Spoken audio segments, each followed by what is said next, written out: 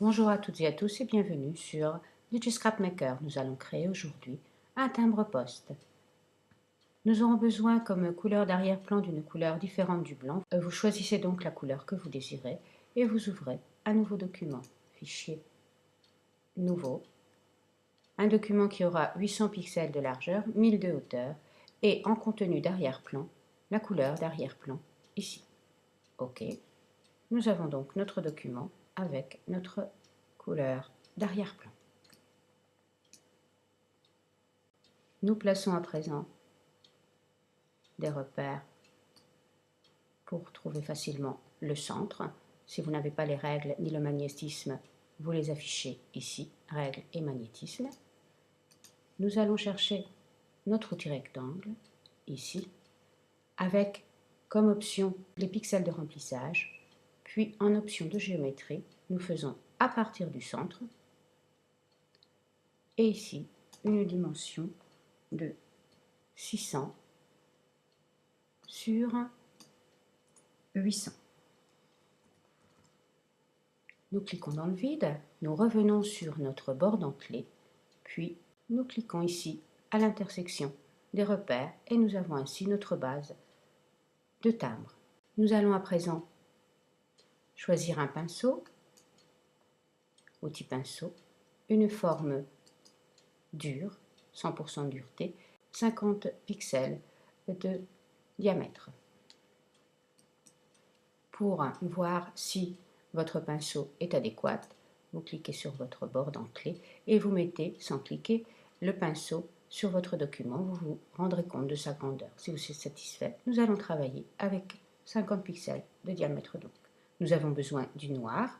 Nous permutons les couleurs. Puis nous allons dans la palette des formes. Si elle n'est pas affichée, vous allez dans Fenêtre et Formes. Nous allons donc dans la palette des formes où nous devrons changer le pas de notre pinceau. Alors, si vous avez quelque chose d'autre, vous décochez toutes les options, vous allez simplement dans Forme de la pointe. Ici, nous retrouvons notre diamètre de 50 pixels, notre dureté de 100% et le pas. Si vous n'avez rien changé aux options par défaut, vous devriez vous retrouver comme ceci avec un pas de 25%. Nous tapons ici 120 où vous déplacez le curseur. Lorsque nous avons ce pas, nous retournons dans les calques. Nous créons un nouveau calque que nous pouvons appeler ici découpage vertical. Nous replaçons d'autres repères tout autour du périmètre de notre rectangle pour nous aider à tracer les bandes de cercle qui créeront le dentelage. Puis nous cliquons à l'intersection de ces deux repères, en haut à gauche. Nous venons cliquer ici sur l'intersection inférieure gauche, tout en maintenant majuscule enfoncée. Notre bande de cercle se forme. Nous aurions voulu que le cercle inférieur se trouve exactement sur l'intersection, ce qui n'est pas le cas. Nous allons donc transformer notre bande en faisant un CTRL-T. Pour rappeler la transformation manuelle, nous étirons légèrement le calque afin que le dernier cercle se trouve bien à l'intersection, je zoome pour que vous voyez mieux, à l'intersection des repères. Lorsque c'est bon, vous cliquez sur OK, vous validez. Nous revenons légèrement en arrière. Nous allons à présent dupliquer ce découpage vertical avec un CTRL-J. Puis avec l'outil déplacement, nous déplaçons notre bande de découpage vertical sur la droite. Nous pouvons à présent fusionner les deux calques. Clic droit, fusionner avec le calque inférieur. Nous créons un nouveau calque que cette fois nous pouvons appeler découpage horizontal. Et nous procédons de la même manière, toujours avec notre pinceau 50 pixels et le pas que nous avions précédemment. Nous cliquons de nouveau sur l'intersection supérieure gauche et nous allons, en maintenant la touche majuscule enfoncée, cliquer à droite. Cette fois, nous avons de la chance car nos cercles sont placés comme nous le désirons. Nous dupliquons notre découpage horizontal. Je vous montre un autre truc. Vous pouvez simplement traîner le calque sur l'icône, créer un nouveau calque et le calque se duplique. Toujours avec l'outil déplacement, vous déplacez votre bande sur la partie inférieure du calque. Nous allons à présent fusionner tous nos découpages. Vous appuyez sur la touche majuscule, vous cliquez ici sur le découpage horizontal et vous allez cliquer sur le découpage vertical. Les trois calques s'évidencient.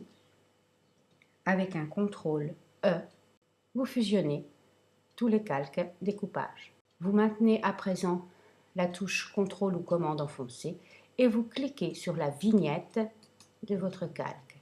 Vous avez ici la sélection à rappeler. Vous masquez votre calque, vous revenez sur bord d'enclé et vous tapez sur la touche effacée de votre clavier. Vous pouvez à présent désélectionner avec un CTRL D. Et nous avons notre bord d'enclé. Nous pouvons éliminer notre calque découpage qui ne nous sert plus à rien. Nous le tirons vers la poubelle. Nous en profitons pour créer un nouveau calque que cette fois nous appellerons image. Vous avez toujours la couleur noire en premier plan. Vous revenez sur l'outil rectangle, comme ceci, toujours avec pixels de remplissage. Mais nous allons cette fois changer les options de géométrie, toujours à partir du centre. Mais la taille cette fois sera de 500 pixels sur 700. Nous cliquons dans le vide. Nous revenons sur notre calque image. Et comme tout à l'heure, nous cliquons au centre de notre document. Nous avons ici notre gabarit pour l'image que nous insérons dans le timbre. Nous ôtons les repères, puis nous allons chercher l'image que nous désirons insérer ici. Nous allons dans Fichier, Ouvrir, et nous ouvrons l'image que nous désirons. Voilà. Alors, vous la déplacez de façon à voir tant l'image que vous avez ouverte que votre timbre. Vous utilisez ici son calque dans la palette et vous traînez le calque sur le document timbre. Ne vous inquiétez pas si c'est trop grand, nous allons y remédier tout de suite. Vous pouvez à présent fermer votre image.